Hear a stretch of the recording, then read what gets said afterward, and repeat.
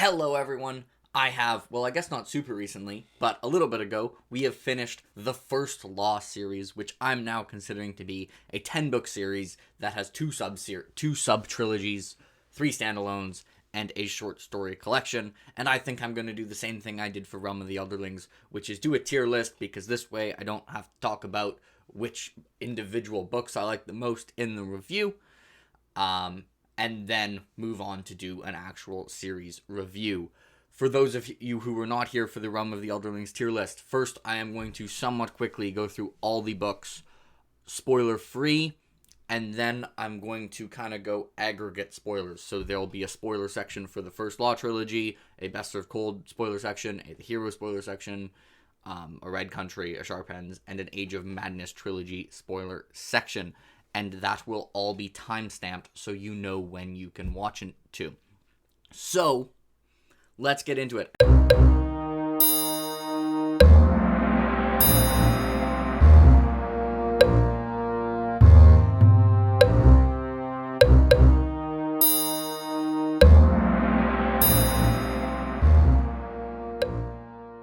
And I am going to go in publication order. We have the tiers. We have say one thing for this book, say it rules, some normal tiers, and then the bottom tier, which is that we are going to give the book to Glokta, because that's what it deserves. And the first book that came out in the First Law trilogy, I didn't have to make this tier list, which was nice. I just searched it up and it already existed. So that was nice, but it's not in publication order, but I'm still going to go in publication order. And the first book is The Blade itself. And a lot of people kind of shit on The Blade itself, but I actually really like The Blade itself. Also, it should be worth noted, in general, for these tier lists, I try and bell curve them a little bit, just because I always find it a little bit lame when people do a tier list and they just put, like, everything up here. But this isn't going to be a bell curve. It's going to be top heavy. So, The Blade itself, I consider to be very good. I gave this over 9 out of 10. Yes, its plotting isn't great. Yes, his prose isn't as good as it was. But goddamn, the characters it introduces were iconic. I remember I was about 200 pages into The Blade itself, and my comment on Discord was something like, all the characters are terrible people, nothing has really happened, and the main antagonist is Stairs, and I'm loving it. Just following along and getting to know the characters in The Blade itself were iconic, and I consider it to be an excellent book. And next we get up to Before They Are Hanged, which I think is a little bit better than The Blade itself. Before They Are Hanged, if The Blade itself is Logan's book, I think Before They Are Hanged is Glokta's book, and Glokta is my favorite First Law character, and I love his plot. I think of the first trilogy, this is also the one with the strongest relationships.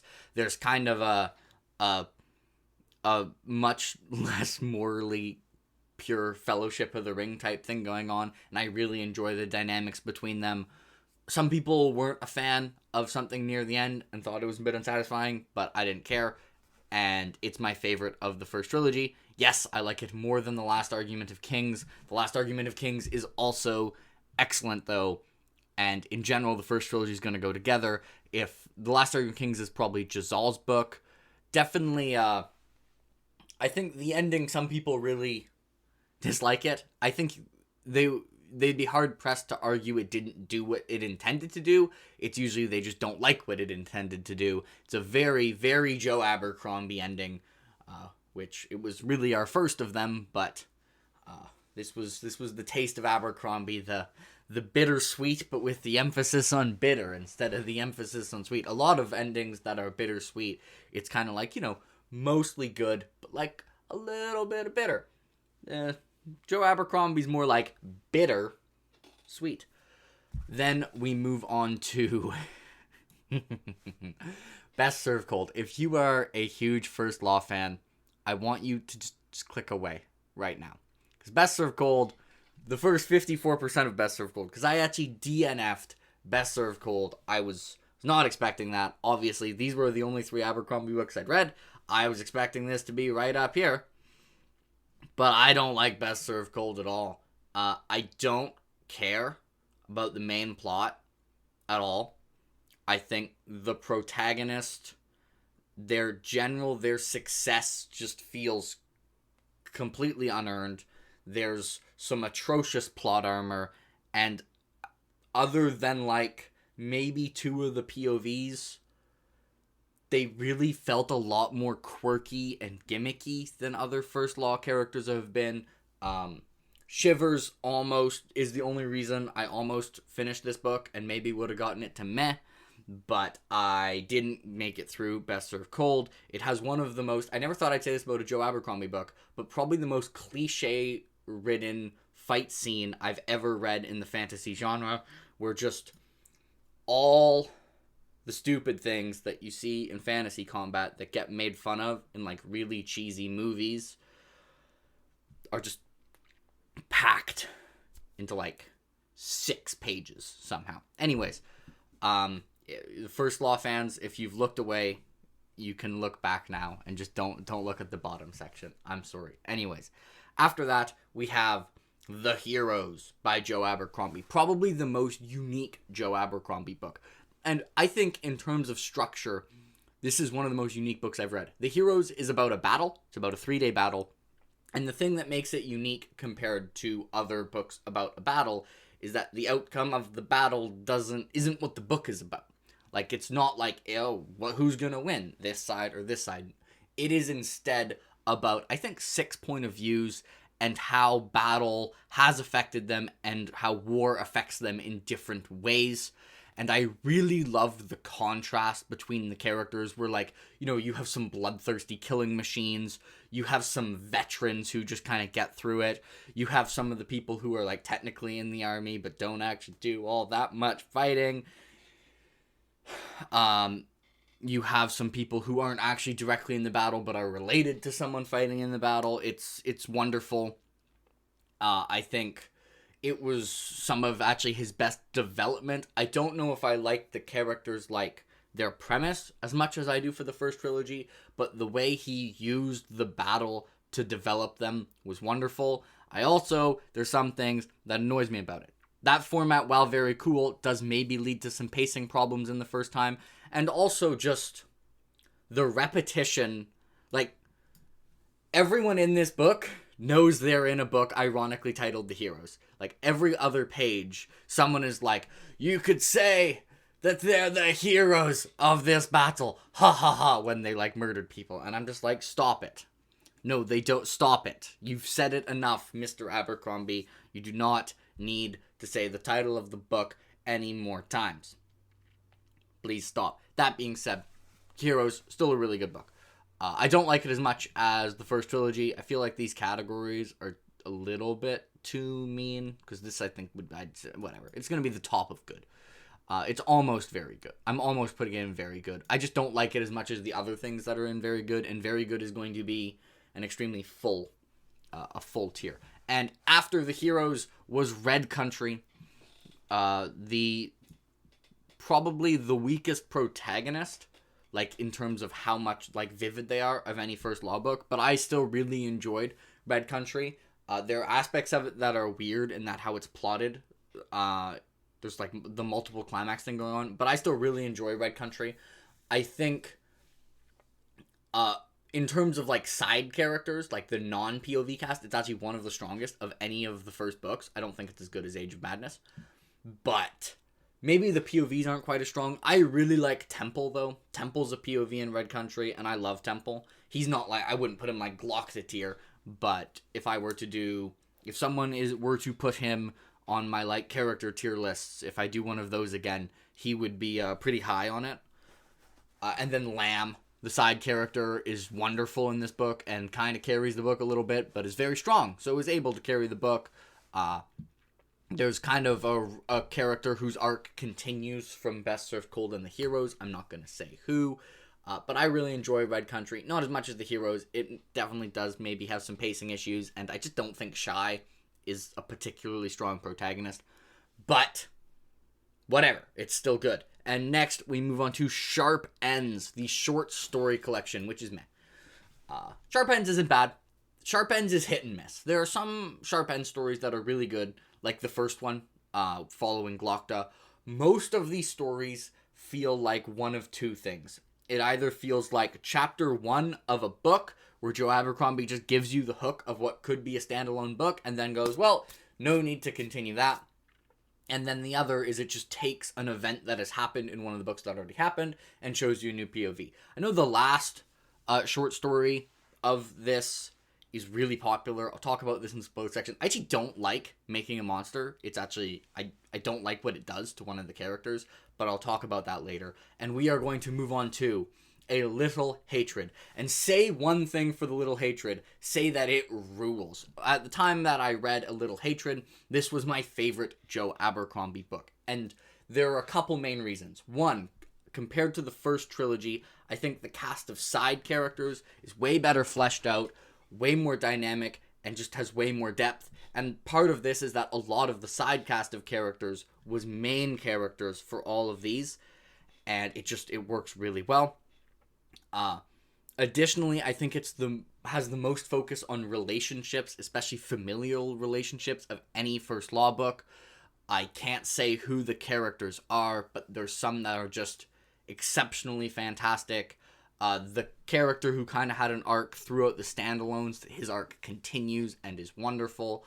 And also, it's probably the most tightly plotted of all of these first books, where The Age of Madness in general is where I think Abercrombie has done his best plotting, and I don't think it's particularly close.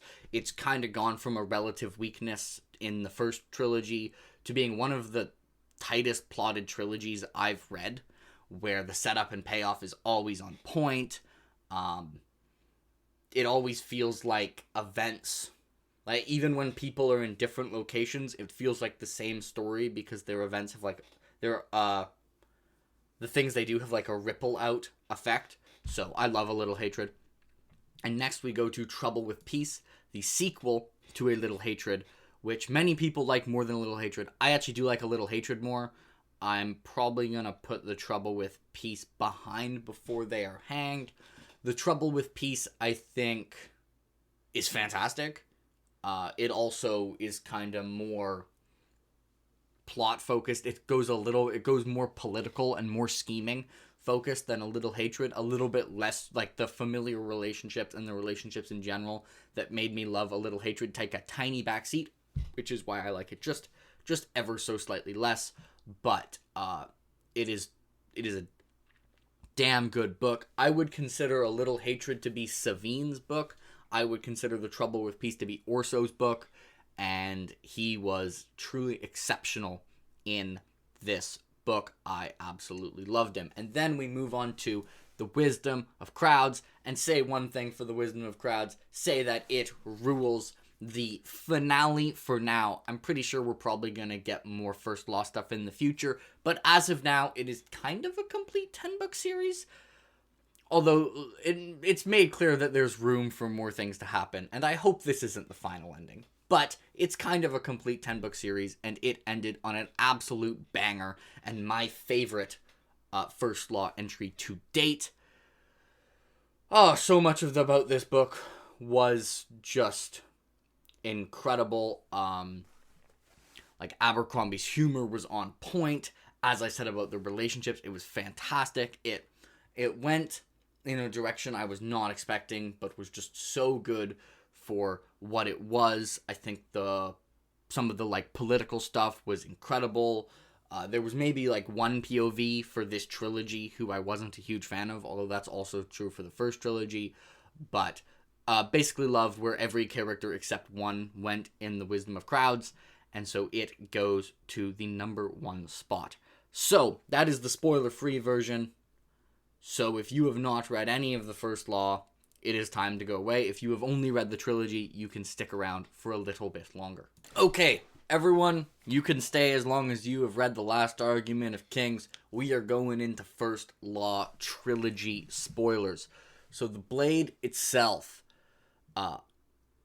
I still remember like getting to the Bloody Nine section at the end of the Blade itself, and throughout the Blade itself, Logan there's kind of this weird dichotomy where he's like the most infamous killer in the North, and he talks about how many people he's killed, but he seems so reasonable, and then the Bloody Nine comes out, and it's like, oh, Yeah, that'll do it. I also it's such a Joe Abercrombie thing to do for the Archlector to give Glocta the job of proving that Baez is like a fraud and not actually a wizard. It's just like, hey Glocta, prove this incorrect thing beyond a reasonable doubt, and the Archlector doesn't even consider otherwise. Also, I really love the way soft magic is used in this book because really Baez is the only person who really does magic in this book, and all the other people, like all our POVs, they aren't used to magic. Magic hasn't played a significant factor in the world for a long time, so the magic is terrifying. Like, they see like how out of their depth they are and how this man can just explode them.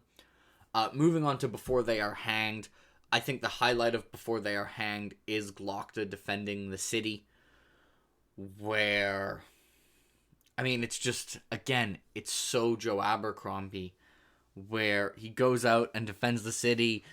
And he ends up taking this like huge loan to extend the city. He goes back expecting to be killed, and the Archlector is just like, "Wow, you did such a good job." Which means the thing that really buries Glocta and gets him in debt with Baez was an unnecessary loan, because he could have come back. Like, he wasn't actually expected to win. So funnily enough, it's the fact that Glocta was beholden to Valentin Balk is one of the reasons he ended up having to turn against Archlector Solt in the last argument of Kings.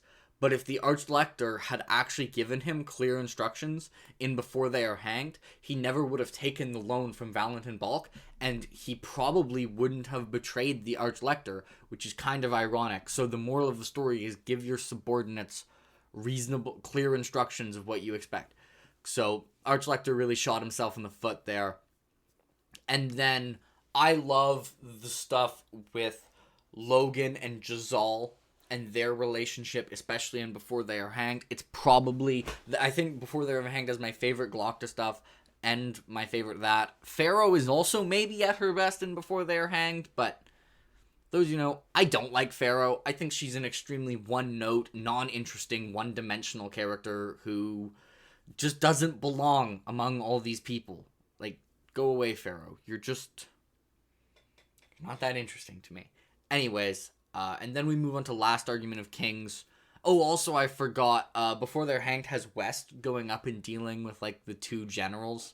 And he does the classic, like, Tyrion Clash of Kings things where he's like, okay, like, general, what do you think? And he like pretends to follow both their advice when really he's actually just doing what he wants. That was really good. I think that was in Before They're Hanged. And then Last Argument of Kings has him killing the goddamn prince. Oh, that guy sucks. Like, and I like how West, when he kills him, is like, oh no, look how far I've fallen. And we, the reader, are just like, yes, finally, you killed that guy. Go Furious.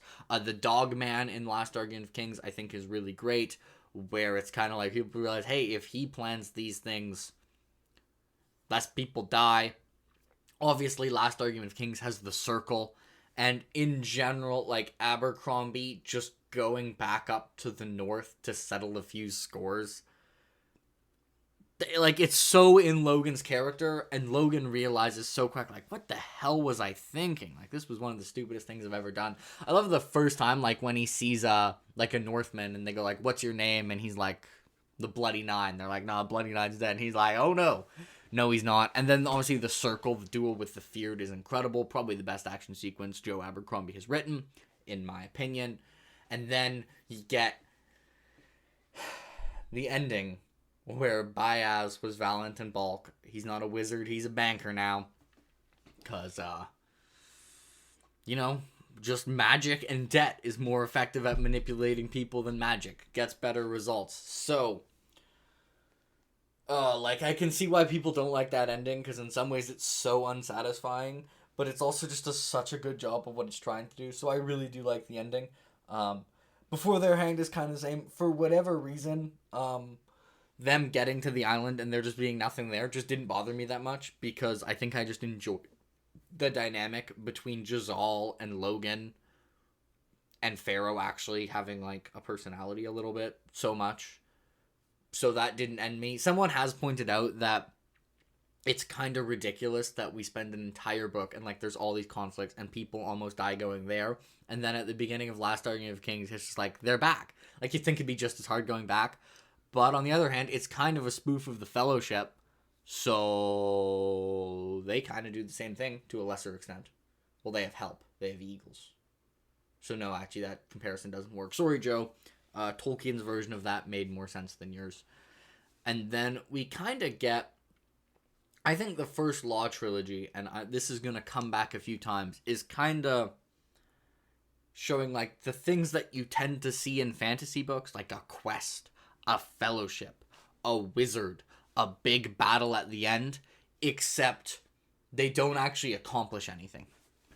Like if you lived in the first Law, your life in like the Union or the North, your life after the first Law trilogy is basically the same as your life before.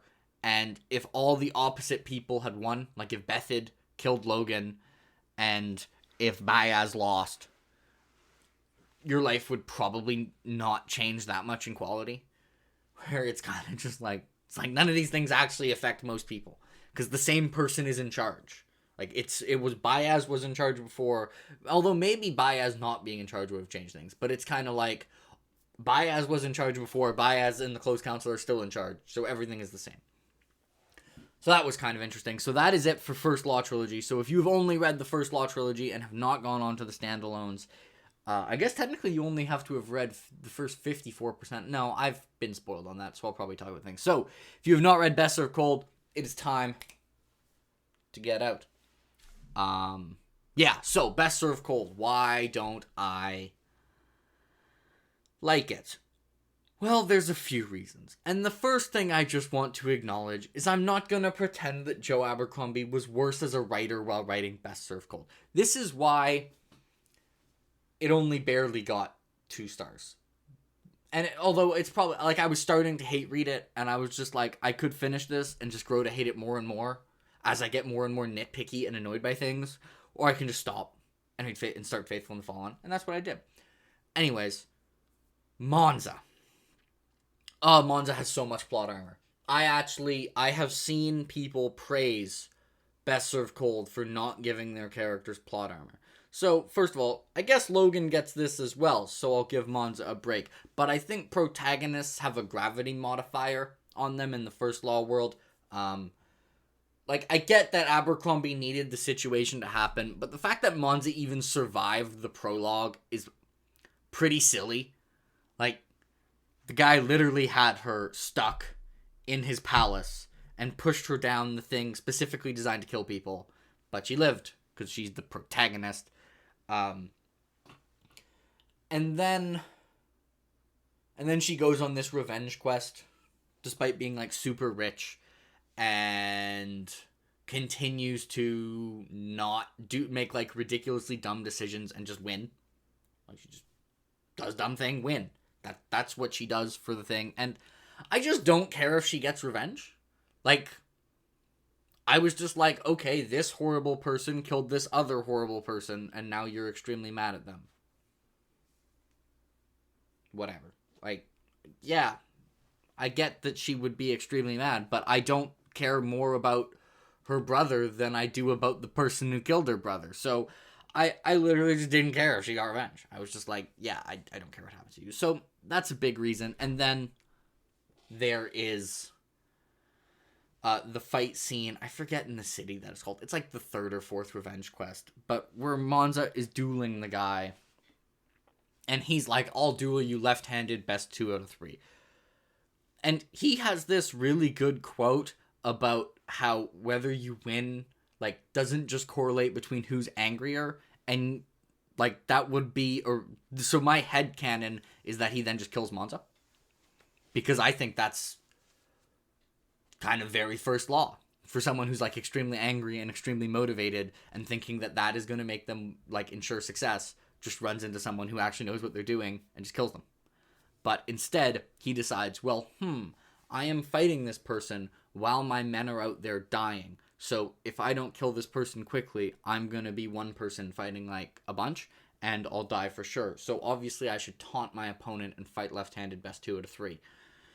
Meanwhile, Casca throws a dagger and it decapitates someone. And then Monza takes her armor off because she realizes that because he's a good swordsman, armor doesn't matter, which is, of course, completely fucking stupid and ridiculous. But really, Monza has hacked into the Matrix and seen that she has level 2000 plot armor and can't die, and she could actually just run at the dude and just wave her hands around wildly and would somehow win.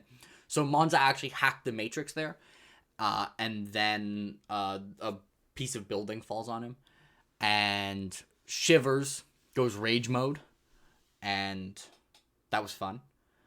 Nothing wrong with the friendly part of this. The friendly part of this fight scene is really good. He's like, yes, I'm in one-on-one. This is where I do my best. And he starts hacking at people. But in general, it was like all the cliches. And then, of course, Casca is dying, and every single person here is like an experienced killer. Like, they know what a mortal wound is. They have all fought in wars. Morveer is actually like a scientist and a doctor. By the way, I hate Morveer. I just, like, there are some characters who, when I read First Law, I'm like, this person's terrible, but I'm cheering for them anyways. That just didn't happen with Morveer. I just think Morveer's terrible. I hope he dies. I'd never want to read about him again. I forget if I think he did die. I don't know. And I'm pretty sure he did. I mean, in the part I didn't read. Whatever. And Morveer is like an actual, like, scientist. And they're all like, okay, Casca has a 0% chance of living. Like, none. Nope. Apparently, our army medic, I didn't actually get to this part. I've just been told what happens. Apparently, an army medic who thought he was on his team and healed him. So the actual 0% chance of dying unless he gets to a random army medic, which, I don't know if you know this, but the random army medic probably did not have a medical degree. It was probably like, oh, you have a broken foot? Well, I'll cut your foot off. Like, amputation time. This is not a time or place or setting where medical technology and knowledge is advanced. Anyways, I didn't get past that part, but that's why I DNF Best Served Cold. Sorry for the rant for people. I guess there's Best Served Cold timestamp, so I'll probably just put up a thing and be like, a text in editing and be like, if you love the Best Served Cold, just skip to the heroes. But it was just a combination of not caring what happened to Monza, hating reading about Morveer. I liked Friendly at first. Like, I really liked his first chapter, and I was waiting for him to have more depth. But it, like, his entire character ended up being, he liked being in prison more. He's obsessed with numbers, and he's violent. And he just never had anything other than that for what I read. Costco, I like in personality. I kind of, his complete obsession with alcohol was a little bit tiring, and I don't think that's actually a particularly, like, it's just, like, that ended up being his character. That ended up overriding the other aspects of him. His character was just, he needs a drink, which, fine, whatever, if you like reading about, sure. Anyways, that's Best Served Cold. So, hello people who skipped the Best Served Cold section, if you didn't want to see me rant about it. I actually can say here, Shivers was incredible. Didn't talk about him here. Love Shivers in Best Served Cold. Great character. Wonderful. Almost, yeah. Anyways, if you skipped the Best Served Cold section, because you didn't want to see me shit on it, we are now getting to The Heroes by Joe Abercrombie. So, if you have not read The Heroes, it is time to get out. And The Heroes is my favorite of the standalones. I remember not actually liking the first 10% of it that much. And thinking, like, oh no, is the trilogy going to be, like, the last Joe Abercrombie thing I like? Like, was the trilogy actually good? Or did it do all the things I don't like about these and did I just not notice it? Hint, the trilogy is really good. But I remember, like, 15% in, I was just, it was kind of like the same thing. Like, the characters just kept, instead of, like, having the voice they did in the way they did the trilogy, I felt like they were repeating their sayings to give them a voice, but then I hit its stride, and I ended up loving The Heroes, and I think it had some of the best development of any Abercrombie book. I'm kind of weird in that Gorst is not my favorite character in The Heroes. I really like Gorst, though, but I like Calder and Finry's chapters the most. I think Finri being completely calm while being captured, and then after coming back having like a mental breakdown, was such like a visceral and writing of emotions. And that was wonderful. Calder trying to like scheme his way and just kind of losing over and over again, but then Shivers ends up killing Black Dow, was wonderful. But my favorite aspect of the heroes is that they fought for 3 days about over a hill that none of them cared about, and then after fighting for 3 days, they just agreed to stop. Like, no one won. They could have just done nothing. Like, they could have just had the negotiations at the start, but Baez was just like, I might be able to get marginally more profit out of these negotiations if, just a couple thousand people die first. Which is so Baez and so First Law. This is the type of thing that Joe Abercrombie can make work that other authors cannot make work. A 3-day battle over a hill that no one cares about, and then they just decide to stop fighting and have a negotiation they could have had in the first place. I loved it. In the next section, I'm going to accidentally call Tunny friendly a lot. I mean Tunny. Pranav is going to try and use this as an excuse to say that Tunny is forgettable. No, Tunny is fantastic. I'm just an idiot. Leave me alone, Pranav. I've seen there's a certain person named Pranav who shits on friendly. Pranav is wrong. Friendly is wonderful. He's extremely entertaining and hilarious. Go away, Pranav. Friendly is great. It's true, and you're incorrect. And then, you had Redbeck. And then I thought Redbeck and Craw, I didn't think were as good as, like, Gorst, Calder, and Finri. But I still did enjoy their chapters. Wyron of the Blight was wonderful. I, in general, roll my eyes when characters don't wear armor. But, again, Joe Abercrombie here made it work. Where Wyron of the Blight was like, wearing armor is a state of mind in which one acknowledges the possibility of getting hit. And he's like, this person told me the day I would die, and it is not today. And then when he loses to Gorst, he's just like, oh, if I'd known that was bullshit, I sure as shit would have worn armor. It was wonderful. All right, that is it. And then, of course, Baez wins in the end again. Oh, no. And then we move on to Red Country. So if you have not read Red Country, it is time to get out. If you have only read To the Heroes. So, Red Country spoilers starting now. We got the return of Logan Ninefingers, and it's wonderful. I love Logan, despite not having a POV, carries the crap out of this book. I feel like we normally see Logan from Shy's point of view, and it's the reason the Shy point of views are really good. Logan doesn't carry like the temple sections. The temple sections are wonderful. But Logan kind of carries Shy's point of view.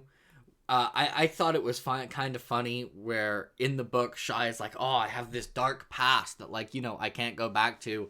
And meanwhile, Logan is looking at Shy's dark path and being like, that's fucking amateur hour. Like, get on my level of I've killed a lot of people and done a lot of crimes in the past. If you look up war crime in the dictionary, in like the Union, a picture of Logan comes up, and Shy thinks she's got a dark past. And then I love the Glamma Golden point of view when he's fighting the guy, and he realizes it's the Bloody Nine, and he's just like, crap. Crap. And then there's the weird thing with the dragon children. I don't know what was going on there. I've seen people complain about Casca in this book. I didn't blink an eye. I was like, yeah, Casca, he's not a good person. He's just fun. Like, he's fun, but he's totally morally bankrupt. So I didn't think that was really shocking at all. The author in this book was hilarious. Anyways, I really enjoyed Red Country. There were definitely some pacing issues where they were just in the wagons. And Shy is just not that interesting. But still, it brought Logan back. So it is good in my books. And now we move on to Sharp Ends. So, if you have not read Sharp Ends, maybe you've skipped Sharp Ends and gone straight to Age of Madness. If so, you can skip to Age of Madness, but skip the Sharp Ends section. And I'm primarily going to talk about like the making of a monster, the last story, the Bethid story, which is a lot of people's favorite. And I actually don't like it. And the reason I don't like it is I think what makes Logan's character interesting is the dichotomy of a pretty like normally reasonable man who can become the Bloody Nine and going on a killing machine, who has some self-destructive tendencies and isn't good at escaping his past. In making a monster, he wasn't that. He was just evil. Like, he was just sadistic. So, it actually... I think if I mean, I am going to reread the First Law whenever there's another First Law book coming out in the future. I'm going to want to be deliberately forgetting some aspects of this story while reading the First Law trilogy. I actually think it makes Logan less morally complex and not more morally complex. Like, I think the First Law trilogy, who's a great gray character, and in this short story, it just makes him one-sided. Like, it feels like Joe Abercrombie's like, all right, if we reveal someone is worse, it makes them more morally complex, but pure evil is not morally complex. Like, pure evil is fine. Like, pure evil can be interesting, but it's not complicated. So I actually didn't like that story. My favorite stories in this was definitely the first one, the Glocta story. It has actually one of my favorite lines in the First Law. Or maybe not one of my favorites, but one of the most, like, First Law lines ever that sums up the tone of Glocta and the First Law. And it's Glocta when he's dueling West, and he says, "When will you learn, West, that hard work is no substitute for talent?" It's such a great reversal of what so many other books would say, and in many cases it's true. Like, I could have played hockey my entire life and practiced. I'm not going to be as good as Connor McDavid is. Like, I'm just not. I could probably, if I was, like, the most dedicated hockey player, I could be a very good hockey player, but I am never going to be as good as Connor McDavid. I could work at basketball for my entire life. I will never be LeBron James because I am not over 6.5 feet tall. Sometimes hard work just cannot beat talent, which is something that a lot of stories pretend isn't real, but it's just true. Sometimes people are just more talented at stuff. Anyways, so that was Sharp Ends. Then there was a lot of Sharp End stories that I was just like, whatever. I really enjoyed the Temple story, though. And if you have only read up to Sharp Ends, it is once again time for you to get out, because we are going full Age of Madness spoilers now. So if you have not finished The Wisdom of Crowds, it's time to leave. So, Savine and Orso in A Little Hatred. I had read the First Law trilogy quite a while ago, and I had forgotten they were siblings. That was unfortunate. Now, I knew things weren't going to go well, because whenever a First Law character thinks about how they're finally happy, things are about to go poorly.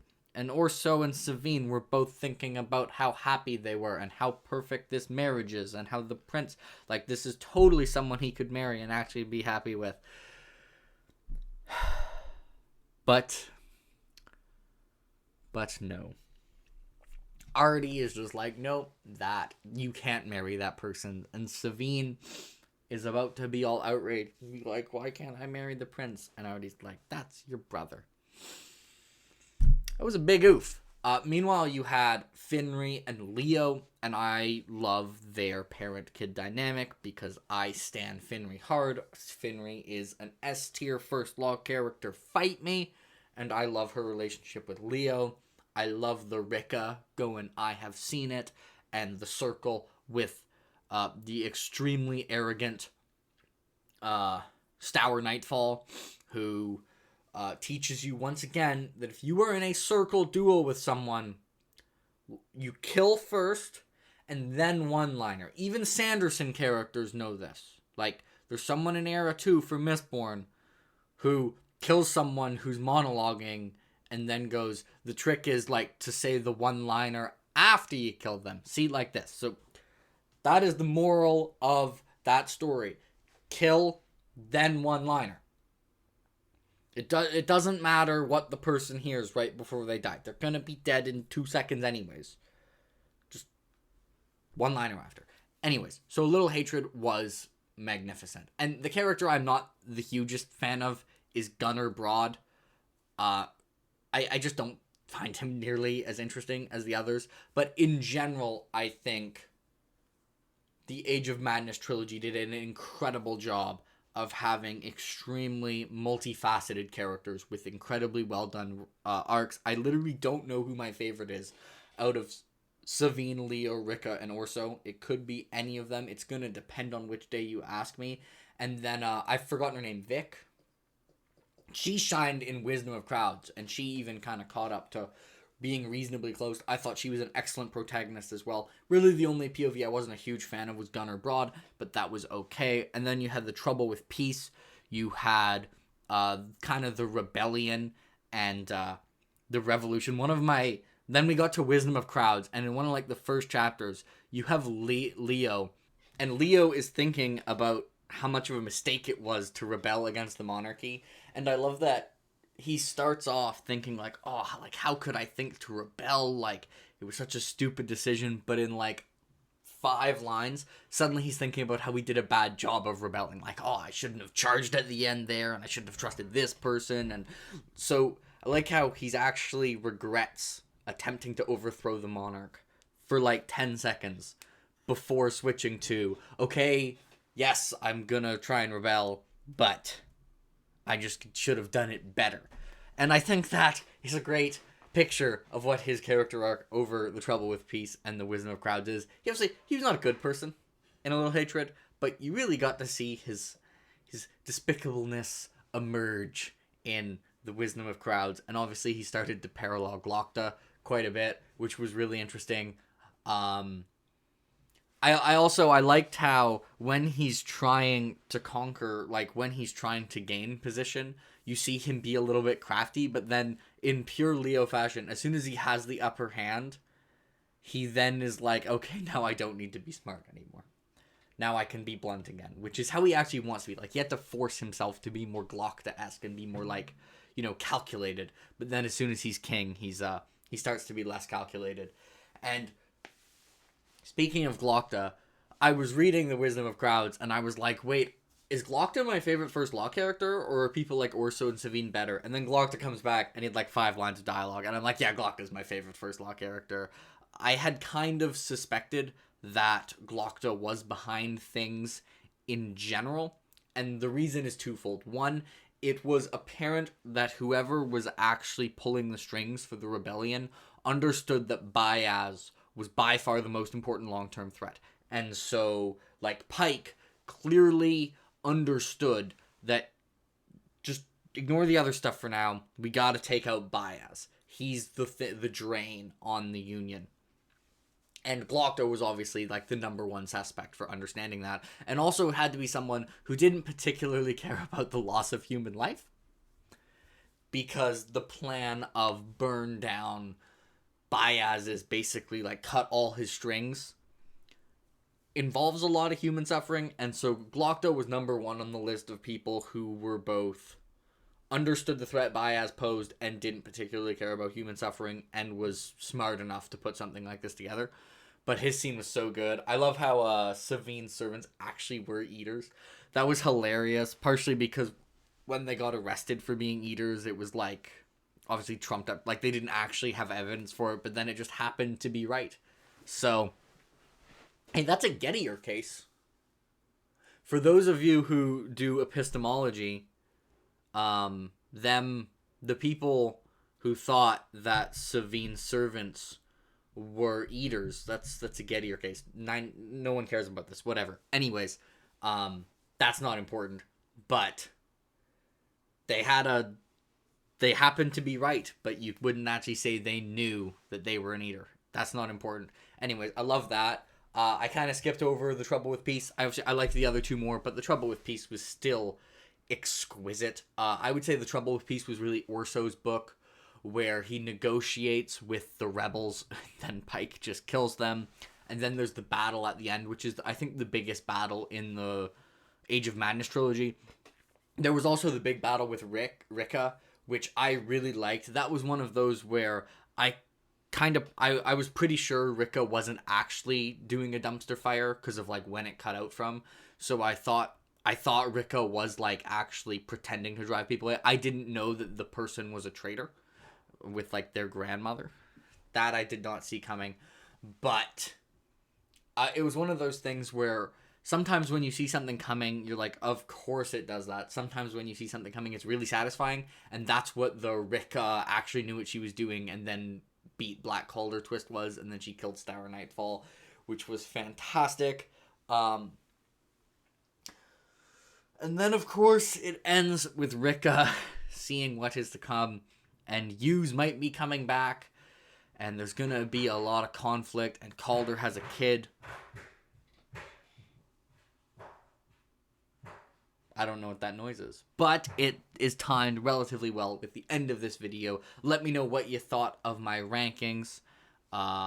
Please don't yell at me too much for Best Served Cold being here. I tried. I'm going to reread the first law again whenever another one is coming out, and I will be giving Best Served Cold another try, so you can look forward to that in however many years it takes before Joe Abercrombie releases another first law book, and we'll see how that goes. Have a nice day, everyone.